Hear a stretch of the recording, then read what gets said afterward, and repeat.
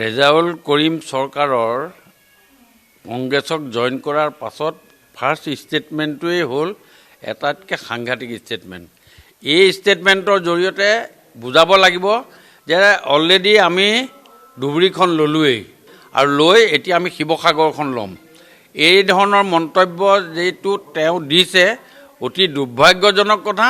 তাতোতকৈ দুৰ্ভাগ্যজনক কথা হ'ল যে গৌৰৱ গগৈ ডাঙৰীয়াই সেই সভাখনত বহি আছিল।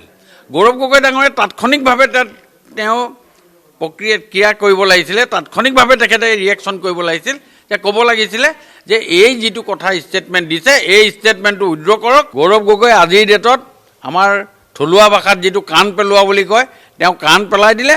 তেওঁলোকে নিজৰ জাতি ধৰ্ম সকলোকে শেষ কৰি হ'লেও এই ২০-২২টা চিটত যে জিকিব লাগে সেইটোৰ কাৰণে তেওঁলোকে এই ব্যৱস্থা কৰিছে।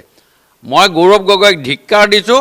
যদি আপুনি সঁচাকৈয়ে আপোনাৰ মানৱীয়তা ভাৱ আছে তেতিয়াহ'লে আপুনি ৰেজাউল কৰিম চৰকাৰক আপোনালোকে খেদি দিয়ক। তেওঁ যদি সঁচাকৈয়ে শিৱসাগৰবাসী ৰাইজৰ প্ৰতি অসমৰ ৰাইজৰ প্ৰতি তেওঁ মৰম আছে তেওঁ তাৎক্ষণিকভাৱে তেওঁ ৰিজাইন দিব লাগে, নহ'লে তেওঁক দলৰ পৰা এক্সপেল কৰিব লাগে।